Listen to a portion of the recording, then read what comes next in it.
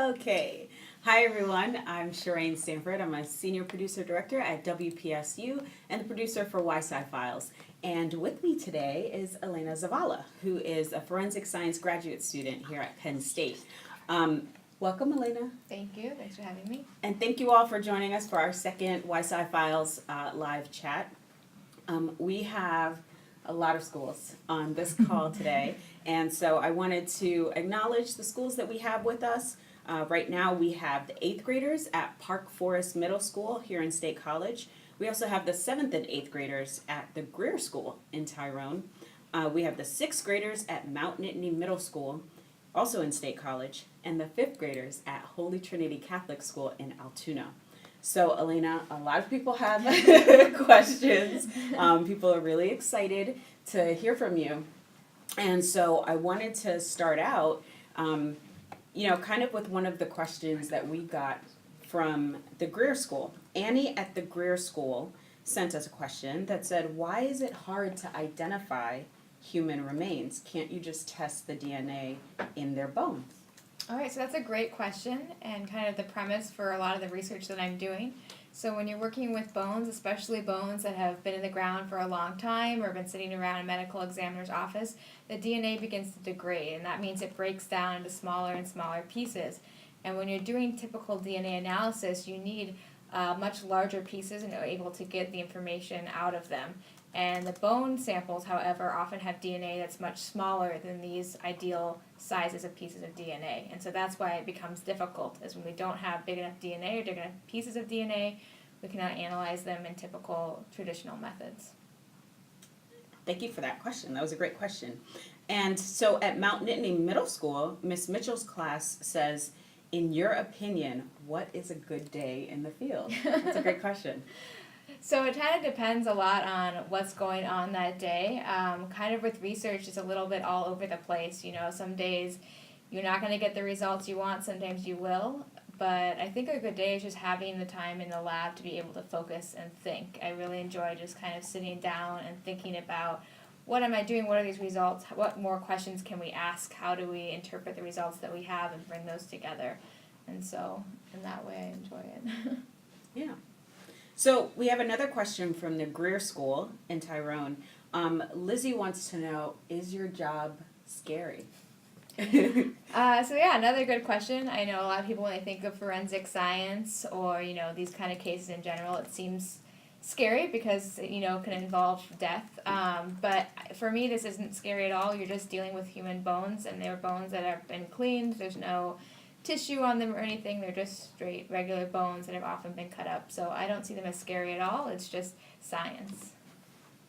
That's interesting, because I definitely asked Elena that question myself, which is like, aren't you ever, creeped out by what's happening? So we also have another question from Daniel at Mount Nittany Middle School, which is, was there someone who inspired you to become who you are today? So I guess when I started out, how I found out about forensic science was really, I was just really into mysteries as a kid. I loved reading mystery novels, and I wanted to be involved in that kind of work. And it actually all came from an 8th grade presentation, so you never know what's going to happen in your middle school. A classmate of mine did a presentation on forensic science, and this was before CSI had come out and all of that. And so this was my first introduction to the idea of being able to use science, which I knew I liked, and combine that with mystery. And so that was my initial kind of introduction into the forensic science field. And since then, I've met several people who do just really cool work with forensics, working with human rights type projects and everything, and seeing all the opportunities you can have in this field is what really keeps driving me forward. I think that's interesting because, another classmate was a person who kind of, like, how you found out about forensic science. Yeah. Park Forest Middle School has a question. How did you switch from chemistry to forensics? And it seems like the two kind of do go together, but talk about how you made that switch. Right. So I started out studying chemistry, and then with a slight biochemistry concentration, because I knew, like I said, I wanted to do forensic science since middle school, but chemistry was always what drove me in, just because I tend to be a more math-oriented person, and hard sciences in the chemistry field. But as I started to keep continuing on, I knew I wanted to do forensic science, and I wanted to look at human rights type work. And with talking to other people, I found out the best way to do this was starting to look at DNA, specifically DNA analysis with these challenging samples. So with human bones. And of course, that leads you over into biology.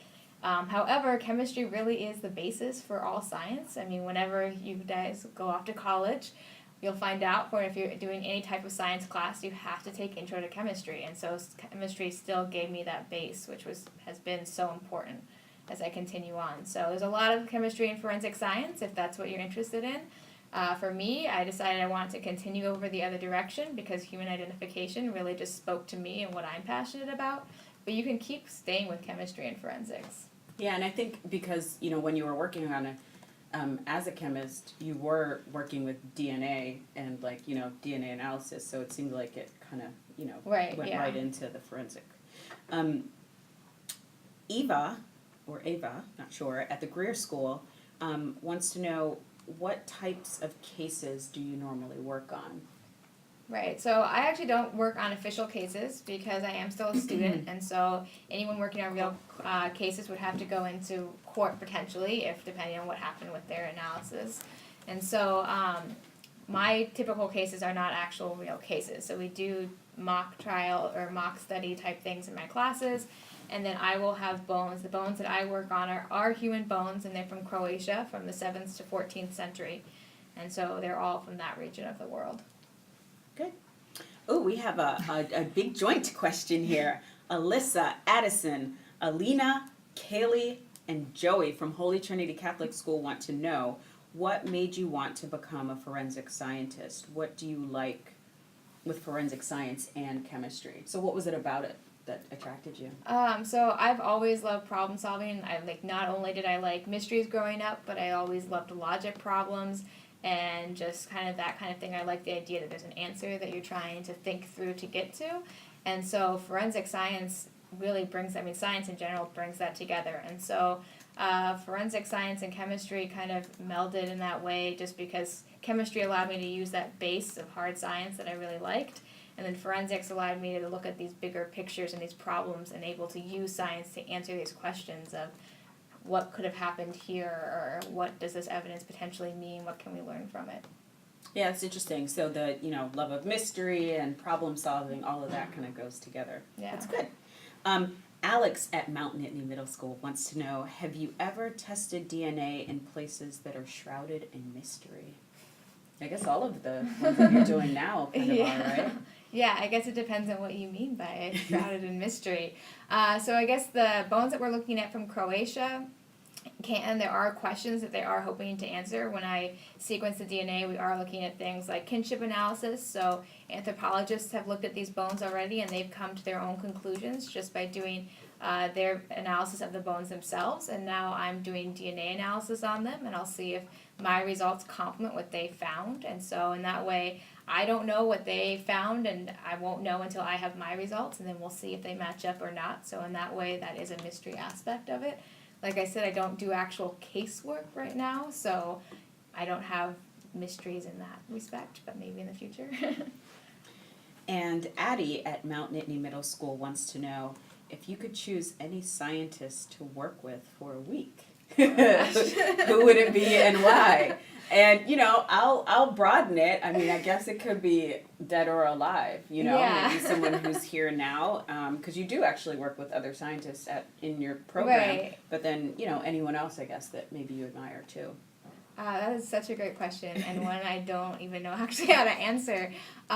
There are many scientists right now, as I'm actually currently in the process of looking for my PhD, and so I'm lucky that a lot of the scientists that I look up to I've had the opportunity to meet in the last couple of weeks, or I'm going to meet soon.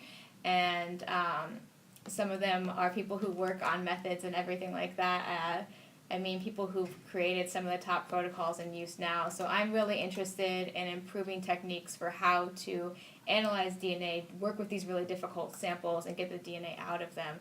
And one of the people who's really impacted me, who I've always enjoyed talking with, is Dr. Christian Orrego, and he has done a lot of work with forensic science in Latin America, and so he's someone that I personally always enjoy talking with. And then there's just a lot of names that I can't even list all of right now. Yeah, and I know that you work with Dr. Holland in your own lab, so can you talk about that advisor relationship too, that kind of happens in grad school?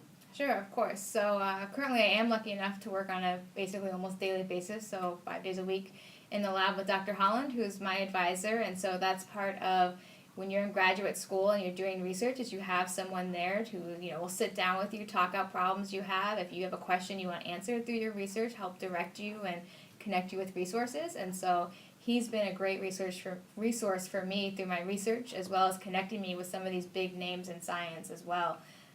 I was lucky enough this last summer, he connected me with the director of the International Commission on Missing Persons, and so I got to go to Sarajevo in Bosnia in order to meet the DNA analysis team there, and that was an incredible experience. Once again, getting to meet some of these huge names and talk with people who are passionate about what I'm passionate about and get to discuss these kind of questions and problems.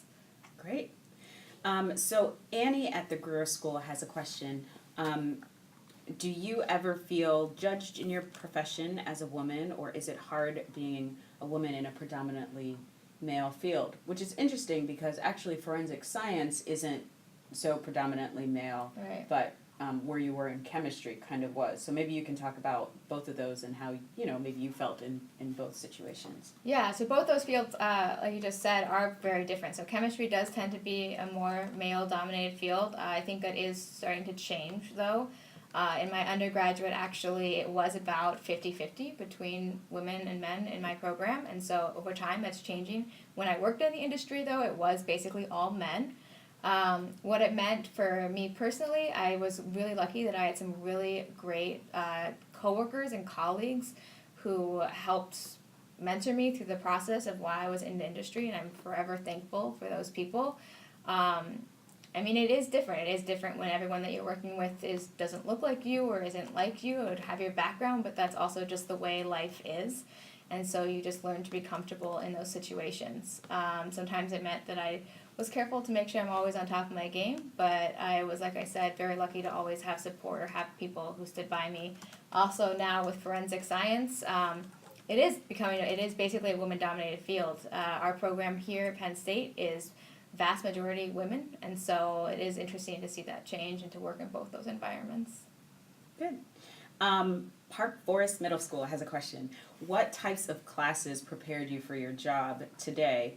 Both science and non-science classes, which is a really great question. Yeah, so actually I will switch gears to talk a little bit about that in terms of, I also have a degree in music, and so I studied music starting in second grade, and I will have a lot of people who will come up and comment on me and say, wow, you did that presentation and you seemed so collected and everything, how did you get to be like this? What prepared you? And honestly, it's music. Same with group work or learning to be accountable or working hard. I learned all of that from my time in music. When you're a musician, I competed in piano competitions on a regular basis. I competed with chamber orchestras on a regular basis. And so I was very used to standing in front of a group of people whose purpose was to judge me and find my flaws, basically, in what I was performing, and then judge me against other people. And so I became very comfortable in that kind of environment from a young age, and it didn't feel unsafe for me because I loved music, and so it was my chance to perform and everything. But I became comfortable in that environment, and it means that now when I go up and do a presentation, I'm not as nervous as I might have been had I not had that opportunity. And so not everything that you might think comes from just the sciences to prepare you for a career in science. Things from sports, from music, art, everything can really prepare you in whatever field you end up going into. In terms of chemistry and all of my background, I do have a very wide background. I started in chemistry, then biochemistry, now reaching over to biology, and I'm actually now looking into anthropology. And it's really in the world that we are right now, everything is so interdisciplinary that having just one pointed view can actually be more harmful. Having this wide range of interests and experiences will make you stronger as a scientist. And so don't ever try and cut yourself off and say, I only like this one thing. If you have more interests, go ahead and explore them. That's so important. And, on our chat last week, Carolina talked about kind of what you talked about, which is like teamwork and, being able to work with others as being like something that you pick up in other classes. That's very important. Yeah. We have another good group question here from Blaze, Katie, and Cassidy at Holy Trinity. And they want to know, is your job dangerous, or is the research that you're doing dangerous? Do a lot of chemicals explode in the lab? And I hope not, but maybe you can kind of talk about some of the chemicals that you do work with and, you know, how you stay safe. Right. That stuff. So for the work that I'm currently doing, it is very safe. Actually, the biggest danger is to the bones, not to me. So our biggest concern is contaminating our samples. When I'm working with a bone, I want to make sure that it's not my DNA I end up with or somebody else who was in the lab or touched the bones at some point. I want to make sure that any identification I complete is actually accurate and is actually the person whose bone that is. And so instead of protecting myself, I'm actually more protecting the bones from me. And that means that I have a full jumpsuit that I'll wear. In other labs I've worked in, I've had hairnets and, you know, booties that I put on my feet, and you wear the gloves and the whole 9 yards. You wipe everything down with bleach. And so actually for what I'm doing now, it's more protecting my samples from myself than the other way around. When you are working with chemicals, I mean, safety procedures are set in any environment that you would be in. When I was a chemist, we learned the safety is the first thing you do. You wear goggles, you know, I have my own prescription goggles and everything. And you have your hoods and stuff, so they keep you very safe. Good. Maddie at Mount Nittany Middle School wants to know, why did you choose to go to Penn State? So I chose to go to Penn State specifically for the research opportunities. I did take some time off between undergrad and grad school that allowed me the opportunity to become very focused in what it was I wanted to do. And I knew I really wanted to work with method development on DNA analysis, specifically with human remains. And so I talked with other schools, I looked up their programs, and Penn State was the strongest in that area. And I knew it would provide me with the best experience as well as connections in order to continue in this field. And so that's really why I chose Penn State. Great. So Jenny and Ian at Holy Trinity want to know, how do you do experiments? What kind of experiments are you doing? Yeah, what are you doing with these bones? So right now there's a couple different main experiments I'm doing. The first one, as I mentioned, is kind of how to get the DNA out of the bones in an effective manner so that we're not losing DNA, because that can happen as you're going through. And so I'm not sure what you guys have done in your classes, but I'm sure you've learned a little bit about, you know, scientific design, maybe, you know, how to ask your hypothesis question, go through that, make observations. It's really the scientific method, it's the exact same thing, just on a different scale. And so my question, you know, I'm looking at how do we improve extraction methods, and so I'll compare different extraction methods with the same starting material. So using the same bone type, for example, for each different method. And then I'll change just one aspect, and then I'll observe and say, okay, did the recovery change? Did it not change?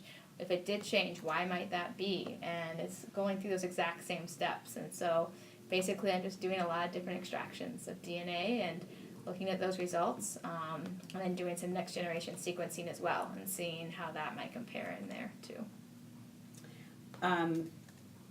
Gabby, Paola, and Gia at Greer School want to know, what made you want to study dead bodies? So it wasn't a want to study dead bodies that really brought me into this, because once again, they're not bodies, they're just the bones. And it was really the want to work in this idea of human identification. And so, unfortunately, throughout the world, you know, you have these mass disasters, you have these casualties, you have people who are lost for centuries and left unidentified, and identifying them can bring closure to their families. It can also bring evidence to court if there was a violation of human rights. And they're important questions to answer, and something that I felt very passionately about. And in order to work in that area, I saw that human identification was kind of the thing to work on. And so it was more my passion for that end product that then brought me back to, okay, if I want to work in human identification, I need to look at how would you identify a human. And if you only have pieces of bone left, okay, so we're working with small pieces of human bone, then we'd go into the DNA. And it was kind of working backwards from that question. Great. Yeah, I think that's important too, to think about, like, you knew what you wanted to do and then kind of decided what steps you needed to take to get to that point. Park Forest Middle School wants to know, how is graduate school different than your undergraduate? That's a great question. Yeah, so it is very different, and it's an important thing to think about in general when you're going between the two, and if you take time off or not. Undergraduate, you really get a wide breadth of a lot of different things. It gives you the opportunity to not only strengthen yourself, make yourself well-rounded, it's also an opportunity to explore a lot of different items. And, some of your classes you might not love, but that's okay. And then in grad school, it's cool because you get to actually concentrate on what your real field of interest is, and you get to dive down a little deeper into what your true interest area is. And so all of your classes should really be things that really speak to you and you are interested in. And so that's what the biggest difference, I think, is. Isabel at the Greer School wants to know, she says, I'm thinking of becoming a forensic scientist. Cool. Would there be anything really important to know before I choose this career path? I think one important thing to think about is the way that you would want to do forensic science. Forensic science is a really broad field. You can be involved in forensics from so many different sides of science. Like I said, I'm going through human identification. If you enter chemistry, you can do digital forensics. There's so many different aspects, anthropology, everything. And so that's awesome if you want to be involved in forensic science. Obviously, I think it's great. But also think about what aspect it is and look at how you can build up that aspect of it before you dive in. And I hope I'm saying this right. Karen at Park Forest Middle School wants to know, did you ever consider becoming a musician rather than a scientist?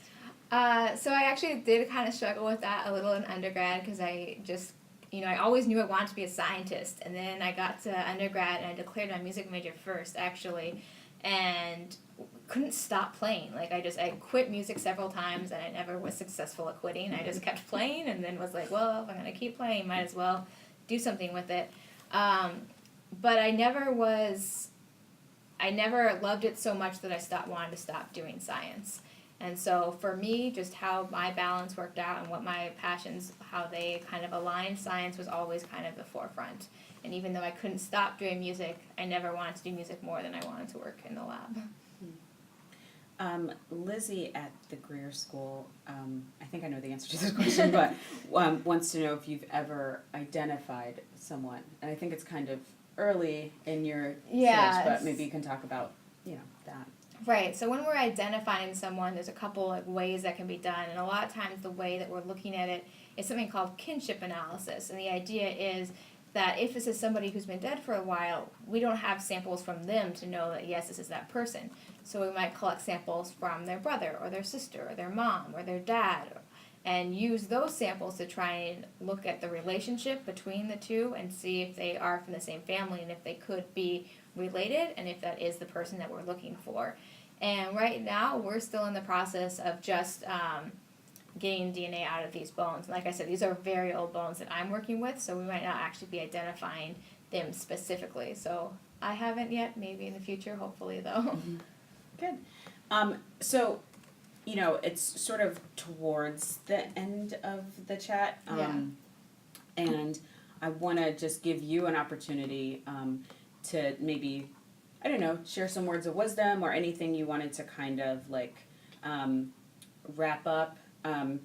So think about that for a minute, but I'm going to squeeze in one more question because we have a question from Katie, which is, what kinds of things do you do on a daily basis?